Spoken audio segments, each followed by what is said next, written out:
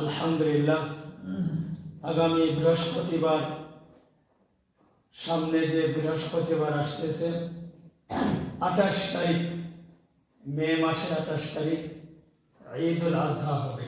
বলি আলহামদুলিল্লাহ। ঘড়ি কাটা নষ্ট নাকি?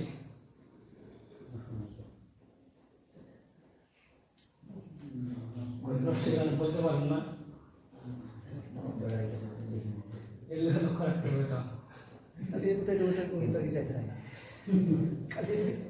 আলহামদুলিল্লাহ আল্লাহ পাকের অশেষ দয়া।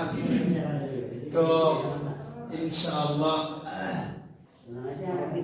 এরকম ভাবে যে ঈদুল আজহা ওর আগের দিন হলো 9 জিলহজ মানে বুধবার। তো ওই দিনটা হলো আরাফার দিন। তো আরাফার দিন হিসেবে আমরা ইনশাআল্লাহ এরকম ভাবে রোজা রাখতে পারি বা আরাফার দিনের কিছু গুরুত্ব আছে, কিছু ফজিলত আছে। 9 জিলহজ ওই দিনের কিছু গুরুত্ব আছে। ওই গুরুত্বগুলো 1 নম্বর হলো যে আরাফার দিন দোয়া করলে আল্লাহ পাক দোয়া অবশ্যই কবুল করেন। সবাই বলে আলহামদুলিল্লাহ। সর্বোত্তম দোয়া কবুল হওয়ার দিন, কবুল হওয়ার দোয়া কবুল হওয়ার দিন হলো আরাফার দিন। যেহেতু আমাদের এদিকে ঈদ হবে বৃহস্পতিবার, ওই হিসেবে আমাদের এদিকে হয় 9 জিলহজ বুধবার। তো বুধবার এরকম ভাবে ওই দিন 9 জিলহজ দোয়া কবুল হওয়ার দিন খুব বেশি করে দোয়া করবেন। পয়গম্বর বিশ্ব নবী রাসূলুল্লাহ সাল্লাল্লাহু আলাইহি ওয়াসাল্লাম তিনি ইরশাদ করেছেন, ক্বালা রাসূলুল্লাহ সাল্লাল্লাহু আলাইহি ওয়াসাল্লাম খায়রুদ দুআ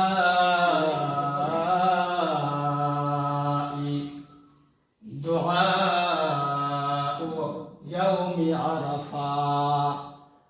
পয়গম্বর তিনি বলেছেন যে 9 জিলহজ আরাফার দিন এটা হলো দোয়া কবুল হওয়ার দিন।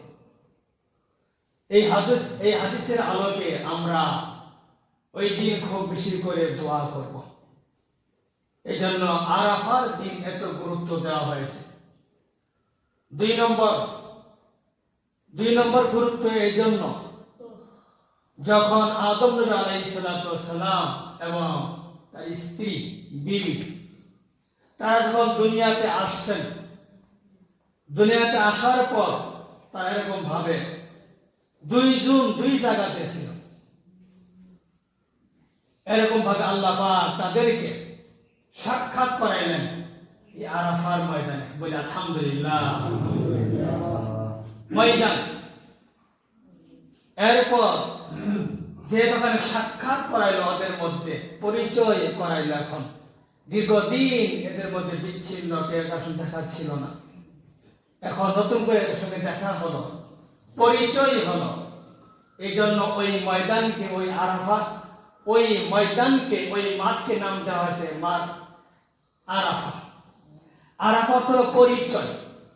যেহেতু ওখানে তারা দুজন নতুন করে সাক্ষাৎ পেয়েছেন, পরিচয় লাভ করেছেন, এজন্য ওই ময়দানকে নাম দেওয়া হয়েছে আরাফা ময়দান।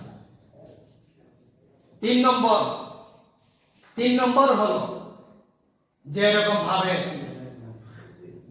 আল্লাহ পাক আরাফার দিনে অসংখ্য অগণিত মানুষকে ক্ষমা করে। বলে আলহামদুলিল্লাহ। যেহেতু আরাফার দিন আল্লাহ পাক অসংখ্য অগণিত মানুষকে ক্ষমা করবেন এবং ওই দিন অনেক পাপিষ্ঠ বান্দা আল্লাহর দিকে ধাবিত হবে। আমাদের গুনাহ তো জর্জরিত গুনাহ ভরা, কি পরিমাণ যে গুনাহের কাজ করেছি, কি পরিমাণ যে খাতা যে করেছি তার কোনো সীমানা নাই, তার কোনো শেষ নেই। এই জীবনটা শুধু কাটানি হলো গুনাহ আর গুনাহ নিয়ে এই জীবনটা, এই জীবনের দিকে তাকাইলে দেখা গেছে গুনাহ ছাড়া আর কোনো কিছু নাই, শুধু গুনাহ আর গুনাহ, শুধু পাপের কাজ, শুধু পাপের কাজ, সবের কাজ নাই বললেই চলে। এ জীবনে না করিলাম বন্দিগি,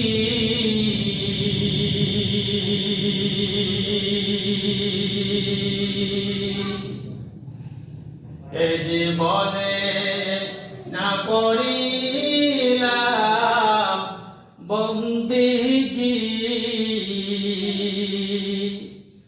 গুনাহ করে কাটাইলাম জিন্দেগি, গুনাহ করে কাটাইলাম জিন্দেগি।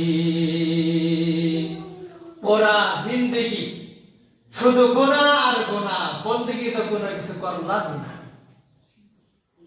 কোনো কিছু আমাদের বন্দেগি ইবাদত বলতে কোনো কিছু নাই। আসল এই জিলহজ মাসের 9 তারিখ বুধবার আমরা এরকম ভাবে আল্লাহ তাআলার কাছে খুব বেশি করে তওবা করি। এমন তওবা করতে হবে, খাঁটি মনে তওবা করতে হবে, খাঁটি মনে তওবা করতে হবে। আগে যা তওবা করছিলাম, তওবাগুলা ভাঙ্গা হয়েছিল, আবার এরকম ভাবে কত সমস্যা হয়ে গেছে। এখন থেকে নতুন নিউ ইনটেক ভাবে আরাফা 9 জিলহজ এটা কেন্দ্র করে ইনটেক ভাবে নতুন করে আসল তওবা করি, খাঁটি মনে তওবা করে আবার তওবা ভাঙ্গিলা,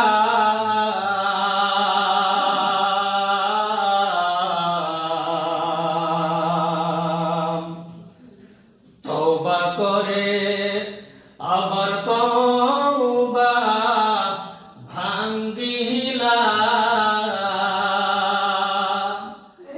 অবশেষে খাঁটি তওবা করিলাম, অবশেষে খাঁটি তওবা করিলাম। 9 জিলহজ আমরা কি খাঁটি তওবা করতে পারি না? সবাই খাঁটি তওবা করতে পারি না? আসুন আমরা খাঁটি মনে তওবা করি, এটাই জীবনের শেষ তওবা। এই যে বারবার ওয়াফার আসতেছে, 9 জিলহজ, আবার আশুরার দিন, মুহররম আসবে, রমজান আসবে, এই যে বিভিন্ন টাইম যে আসতেছে, বান্দাদেরকে তওবা করার সুযোগ করা হচ্ছে যে খাঁটি মনে তওবা করা হোক, খাঁটি মনে তওবা করা হোক। তাহলে ইনশাআল্লাহ এই খাঁটি মনে তওবাটা এরকম কাজে লাগবে। আমরা যেন এইবারের জন্য ইনশাআল্লাহ সবাই যেন খাঁটি তওবা করতে পারি, সবাই জুড়ে সেরে বলি আমিন। আসুন 3 নম্বর হলো যে এই আরাফার ময়দানে পয়গম্বর তিনি ঘোষণা দিয়েছিলেন, আল-ইয়াউমা আকমালতু লাকুম দীনাকুম। এই আরাফার চাতিয়াল ময়দানে, আরাফার ময়দানে পয়গম্বর তিনি ভাষণ দিয়েছেন, আজ আমার জীবনের শেষ তোমাদের ধর্মকে আমি পরিপূর্ণ করে দিয়েছি। বলে আলহামদুলিল্লাহ, দিন কমপ্লিট হয়ে গেছে, আমার দ্বারা কমপ্লিট হয়ে গেছে, আর বিন্দু পরিমাণ আর কোনো কিছু বাকি নাই। তাহলে অবশ্যই খুশি হওয়ার দিন, এরকম অনেক আনন্দ হওয়ার দিন। এই যে একটা এরকম ভাবে আরাফার ময়দানে পয়গম্বর তিনি এই ভাষণ দিলেন, সুতরাং ওই আরাফার দিনের কথা 9 জিলহজ যেটা হাজি সাহেবদের হজের মৌলিক কাজগুলো তারা সম্পন্ন করে এই 9 জিলহজে। সুতরাং আসল এই 9 জিলহজকে, এই আরাফার দিনকে আমরা যথাযথভাবে সম্মান প্রদর্শন করি। এরকম ভাবে আমরা খাঁটি মনে তওবা করি, আল্লাহর কাছে দোয়া করি এবং সেই সঙ্গে আমাদের ইসলাম ধর্ম যে কমপ্লিট, সেখানে কোনো সংকোচ বোধ, সেখানে কোনো অসম্পূর্ণ নাকেস এগুলা বলতে কোনো কিছু নেই। একটা সম্পূর্ণ ধর্ম, একটা সম্পূর্ণ দিন, এটাকে আমরা সাপোর্ট করি এবং সেটাকে আমরা বরণ করে নেই এবং সাথে সাথে আমরা আমল করা আরম্ভ করি। আমরা যেন সেই স্বয়ং সম্পূর্ণ ধর্ম, ইসলাম ধর্ম, স্বয়ং সম্পূর্ণ একটা দিন ধর্ম যেন আমরা আমল করতে পারি। রব্বে কারীম যেন আমাদের কবুল করেন। সবাই জোরে জোরে আবার বলে আমিন। এই হলো 9 জিলহজ। 9 জিলহজের কথা আরো গুরুত্বপূর্ণ কথা এসেছে, যেহেতু আজকের সময় কম, সুতরাং এই দিকে আলোচনা অনেকগুলো আছে, সমস্ত আলোচনাগুলো করা সম্ভব না। 9 জিলহজে আরেকটা এরকম গুরুত্বপূর্ণ একটা কাজ আছে, সেটা হলো ওই দিন রোজা রাখা নফলের নিয়তে।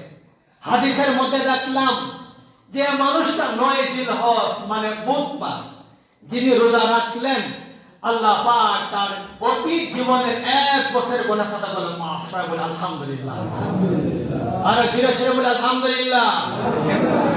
শুধু তাই নয়, আগামী আরো 1 বছরের জন্য তার এরকম গুনাহ খাতাগুলো মাফ হবে। সবাই বলে আলহামদুলিল্লাহ। পয়গম্বরের হাদিসের মধ্যে আসছে, عن أبي قتادة رضي الله تعالى عنه أن رسول الله صلى الله عليه وسلم قال صيام يوم عرفة أحتسب على الله أن يكفر السنة التي قبله والسنة التي بعده। আমার পয়গম্বর তিনি ইরশাদ করেছেন যে সিয়ামু ইয়াউমি আরাফা, আরাফার দিনে রোজা। সিয়াম সাধনা করুন, রোজা সাধনা করুন। ওই আমরা সিয়াম সাধনা করি, সিয়াম রোজা, আরাফার দিনে রোজা।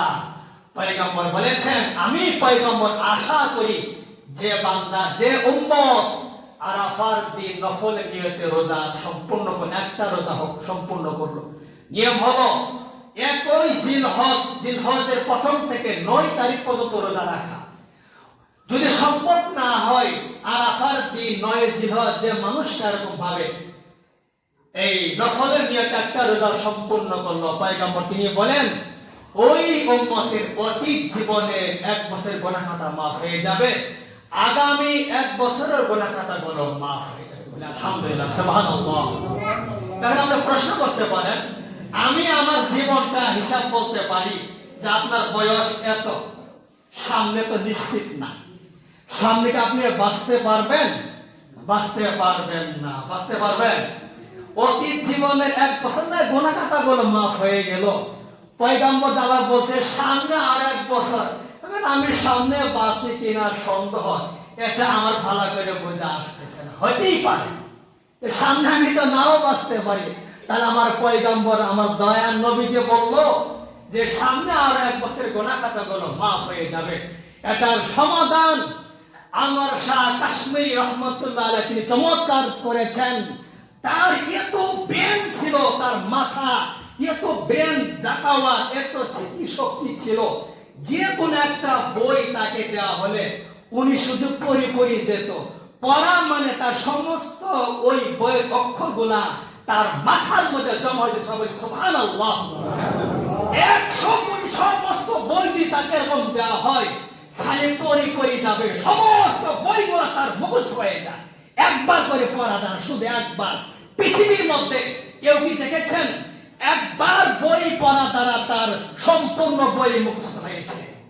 কেউ এমনটি পারেনি, কেউ পারেনি। ওই আনোয়ার শাহ কাশ্মীরি রহমতুল্লাহ আলাইহি জগৎ বিখ্যাত তিনি আলেম ছিলেন, যার এত তীক্ষ্ণ মেধা ছিল, একবার দেখলে সমস্ত বই কিতাব সবগুলো মুখস্থ হয়ে যেত। কম্পিউটার ফেল, সবকিছু ফেল। কম্পিউটার তো ভুল করে, কার না দিলে সে ফেল, কোনো কিছু না। ওর তো কারেন্ট লাগে না, যা কিছু করে সম্পূর্ণ তার মুখস্থ। এত জগৎ বিখ্যাত জবরদস্ত আলেম আনোয়ার শাহ কাশ্মীর রহমতুল্লাহ আলাইহি, তিনি এই হাদিসের ব্যাখ্যায় তিনি এটা বলেছেন, আল্লাহর নবী যে তিনি বলেছেন যে পিছনের 1 বছর গুনাহ খাতাগুলো মাফ হয়ে যাবে। আরাফার দিন একটা রোজা রাখলে পিছনের 1 বছর গুনাহ খাতাগুলো মাফ হয়ে যাবে। মানুষ এটা সহজভাবে বোঝে। আবার পয়গম্বর বলেছেন সামনে আর 1 বছর গুনাহ খাতাগুলো মাফ হয়ে যাবে। এটা অনেকেও নাও বুঝতে পারে। এজন্য তিনি সমাধান দিয়ে গেছেন যে এটা অবশ্যই আশা করা যায় আল্লাহ পাক এই যে নবী বলেছেন আগামী আরো 1 বছর গুনাহ খাতাগুলো মাফ হয়ে যাবে, আল্লাহ পাক এই ওসিলার কারণে আল্লাহ পাক তার আর 1 বছরের গুনাহ, 1 বছরের হায়াত আরো তার বাড়াই দেবে, সুবহানাল্লাহ। আর 1 বছরের গুনাহ এরকম ভাবে হায়াত সে পাবে, হায়াত সে পাওয়ার সম্ভাবনা রয়েছে। নাই পয়গম্বর দিন এমনিই কর নাই, আগামী 1 বছর পর্যন্ত তার গুনাহ খাতাগুলো মাফ হয়ে যাবে, সম্ভাবনা রয়েছে আল্লাহ পাক তাকে আরো সামনে আর 1 বছরের এরকম হায়াত দান করবেন। আসুন আসুন জরিপ করে দেখুন, আরাফার দিন অনেকেই রোজাও রাখে না, অনেকেই রোজাও রাখে না, এরকম ভাবে বলতেও পারে না, কত কাজ নিয়ে ব্যস্ত আছে। আসুন, এই হলো আরাফার কথা বলা হলো। কুরবানির কথা বলা হচ্ছে, যেহেতু 10ই জিলহজ পরে বৃহস্পতিবার 28শে মে, সুতরাং ওই দিন কিছু গুরুত্বপূর্ণ কাজ আছে। 9ই জিলহজের ফজর থেকে আপনারা সবাই তাকবীরে তাশরিক বলা আরম্ভ করবেন। আল্লাহু আকবার, আল্লাহু আকবার, লা ইলাহা ইল্লাল্লাহ, ওয়াল্লাহু আকবার, আল্লাহু আকবার, ওয়ালিল্লাহিল হামদ। সবাই জোরে জোরে বলেন, বলা আবশ্যক না বলে পড়বেন। আল্লাহু আকবার, আল্লাহু আকবার, লা ইলাহা ইল্লাল্লাহ, ওয়াল্লাহু আকবার, আল্লাহু আকবার, ওয়ালিল্লাহিল হামদ। এই তাকবীরটা বুধবার থেকে ইনশাআল্লাহ এরকম ফজর থেকে আরম্ভ করবেন। 13ই জিলহজ আসর পর্যন্ত এটা চলমান থাকবে, চলমান থাকবে। এটা যদি কোনো মানুষ এরকম ভাবে নামাজটা পড়লো, নামাজ পড়ার পরে এরকম ভাবে ফরজ নামাজের পরে শুধু একবার এই তাকবীরটা বলা আবশ্যক। পুরুষরা তারা জুড়ে জুড়ে বলবে। দুঃখের বিষয় হলো আমি দেখি অনেক মুসলিম তারা হয়ে জুড়ে জুড়ে বলে না, জুড়ে না বলে আমার এটা আদায় হবে না, জুড়ে জুড়ে বলতে পুরুষরা। আর যারা মা বোনেরা আছেন তারা নিম্ন আওয়াজে পড়বে, তার আস্তে আস্তে পড়বে, ওদের জন্য আবশ্যক। পার্থক্য হলো এটা পুরুষরা জুড়ে জুড়ে পড়বে আর মহিলারা তারা নিম্ন আওয়াজে পড়তে থাকবে। এই তাকবীরটা আওয়াজ করে পরে পরে ঈদগাহে যাবে নামাজ আদায় করার জন্য। ঈদের আরো এরকম কিছু মাসালা আছে, এগুলা আপনারা জানবেন ইনশাআল্লাহ। ঈদের পরে যে আমাদের কুরবানিটা হয়, এই কুরবানির ব্যাপারে কিছু অবশ্যই আমাদের কিছু জিনিস থাকা জানা থাকা অবশ্যই প্রয়োজন। একটা হলো যে এরকম ভাবে আমরা এরকম যারা কুরবানি যারা করি, কুরবানি করার সময় লক্ষ্য রাখতে হবে একটা পশুর সামনে আরেকটা পশু জবাই করবেন না। পশুর আল্লাহ পাক তাকে এইটুকু বুদ্ধি দিয়েছে, ওই সময় সে বুঝতে পারে আমাকে জবাই করা হবে, ওই যে ছুরি দেখা যায় ওই ছুরি দিয়ে আমাকেও জবাই করা হবে। সুতরাং কিতাবের মধ্যে এসেছে যে শরীয়ত এটা এলাও করে না একটা পশুর সামনে আরেকটা পশু জবাই করা, একটা পশুর সামনে এরকম ভাবে তাকে এরকম ভাবে ছুরি দেখানো, তাকে এরকম ভাবে তরবারি দেখানো, তাকে এরকম ভাবে এরকম চাকু দেখানো, এটা শরীয়ত এলাও করে না। ওই গরু সে বুঝে, পশু একটা বুঝে এই ছুরি দিয়ে এই চাকু দিয়ে আমাকে জবাই করা হবে, সেসব আতঙ্ক হয়ে যা। শরীয়ত যার কোনো জ্ঞান নাই তার মধ্যে ছুরি বা তরবারি এরকম দেখানো, ভয় প্রদর্শন করা, এটা শরীয়ত এলাও করে না, এটা শরীয়ত আর সম্মত দান করে না। তাহলে কি করে মানুষের সামনে ছুরি দেখানো হয়? তাহলে কি করে মানুষের সামনে বন্দুক দিয়ে এরকম ভাবে গুলি করা হয়? তাহলে কি করে একটা মানুষের দিন দুপুরে তাকে জবাই করা হয়? এটা শরীয়ত কখনো বরদাস্ত করতে পারে না। আসুন কুরবান থেকে আমরা শিক্ষা নেই, কুরবানি পশুর সামনে একটা ছড়ি আনা এরকম শরীয়ত এলাও করে না, এটা আনা নিষিদ্ধ। তাহলে অবশ্যই অবশ্যই মানুষের সামনে তাকে আতঙ্ক করার জন্য কোনোভাবেই এটা জায়েজ হবে না, কবিরা গুনাহ, হারাম হারাম হারাম। এই জন্য বলি, ইসলামের শরীয়তের বিধান ছাড়া কখনো কোনো দিন দেশে কখনো শান্তি আসবে না। আপনি বুঝেন বা না বুঝেন, মানেন বা না মানেন, সেটা আপনার ব্যক্তিগত বিষয়। যখন আমরা শরীয়তের বিষয়গুলা মানতে থাকবো, আমল করতে থাকবো, অবশ্যই দেশে কেন সারা বিশ্বে সব জায়গাতে শান্তি অবশ্যই এরকম আসতে থাকবে, শান্তি অবশ্যই আসতে থাকবে। আসুন, আমি বলতেছিলাম যে কুরবানির পশুর কথা, একটা বাচ্চা আমি আলোচনা বন্ধ করব, আমাকে বলবেন।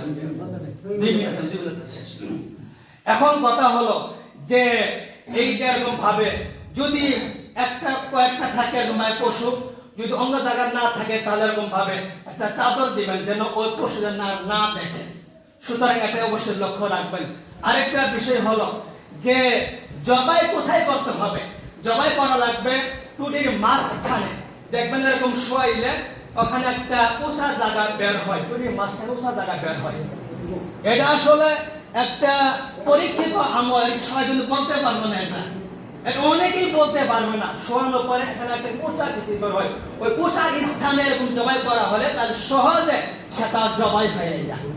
এটা এরকম ভাবে নিয়ম হলো সিনার শুরু থেকে এইদিকে, মাথার শুরু থেকে এইদিকে মাঝখানে জায়গাটা সেখানে জবাই করা, অথবা এই গরু বা পশু শোয়ানোর পরে তার যে কান আছে, কানটা যদি মাপ দেওয়া হয়, ওই কানের মাথা যেখানে পড়ে ওটাকে মধ্যবর্তী স্থান বলা হয়।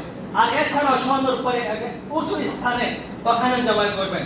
কিন্তু এরকম ভাবে যারা কষাই থাকে, যারা সাহায্যকারী থাকে, ওরা বলে যে গলার দিকে কাটো, এটা ভুল তরিকা, এটা ভুল। সুতরাং আসুন আমরা এরকম ভাবে সহি তরিকায় ভাবে জবাই করি, যেন কোনো পশু এরকম ভাবে কষ্ট না পায়। পরিপূর্ণ ভাবে জবাই করতে হবে, অর্ধেক জবাই নয়। 3-4টা রোগ আছে এরকম, খাদ্য নালী, শ্বাসনালী, আর দুই পাশে 2টা আছে, এগুলো কাটতে হবে। 4টার মধ্যে যদি 3টা কাটা হয় তবুও এরকম ভাবে জবাই শুদ্ধ হয়ে যাবে। এরকম ভাবে জবাই সম্পূর্ণ হয়ে যাওয়ার পরে জানটা বের হওয়ার পরে এরপর এরকম ভাবে খাল ছেড়া আরম্ভ করবেন। আর কুরবানির পশুর চামড়া এটা মাদ্রাসায় দিবেন, তাহলে আরো সব বেশি পাওয়া যাবে। সংক্ষিপ্ত কথা বলতেছি, মাদ্রাসায় দিলে সব পেছনে বেশি পাওয়া যাবে। একটা হলো আপনার দানের সব পেলেন, আরেকটা হলো এই যে ছাত্ররা তারা যেরকম ভাবে এই যে আপনার সাহায্যের মাধ্যমে তারা লেখাপড়া করতেছে, সারা জীবন আপনি কবরে থাকে, আজীবন আপনি অত সব পেয়ে যাবেন। এই জন্য যেখানে লিল্লাহ বোর্ডিং আছে, যেখানে চামড়া কালেকশন করা হয়, মাদ্রাসায় একদম ফ্রিতে চামড়া দিয়ে দিবেন। আর এছাড়াও নিয়ম হলো যে কুরবানি দাতা এরকম ভাবে চামড়া বিক্রি করা একটা শরীয়তে নিষেধ কথা আছে, অপছন্দনীয় কাজ, কিন্তু কুরবানি আল্লাহর জন্য হয়ে থাকে। সুতরাং এগুলা বেচা কেনা করা এটা শরীয়তে একটা অপছন্দনীয় কাজ করে, শরীয়তে এটা বল অপছন্দনীয় কাজ হয়। এই জন্য আসুন আমাদের যে মাদ্রাসাকে ইসলামিক করা হয়, তো ইনশাআল্লাহ এই মাদ্রাসা আপনাদের আমাদের সবারই মাদ্রাসা, এখানে আপনারা সবাই ইনশাআল্লাহ ভাবে কুরবানির এই পশুর চামড়াটা এখানে দিয়ে দেবেন ফ্রিতে। আর যারা গরিব অসহায় যারা আবে ওদেরকে আপনারা দান করবেন। কি আপনার টাকা পয়সা নাই, আর কি পুকুরে টাকা পয়সা নাই, ঘরে কি কোনো টাকা পয়সা নাই, দিবার সমস্যা কি? এরকম ভাবে ইনশাআল্লাহ আরো কিছু মাসালা এরকম বলা প্রয়োজন ছিল। তো ইনশাআল্লাহ যে কোনো মাসালা হোক অবশ্যই উলামায়ে কেরামদের সঙ্গে, মুফতিয়ানে কেরামদের সঙ্গে পরামর্শ করে ইনশাআল্লাহ করবেন, তাহলে অনেক ফায়দা হবে। আল্লাহ আমাদের সবাই কবুল করেন, সবাই জোরে সোরে বলে আমিন।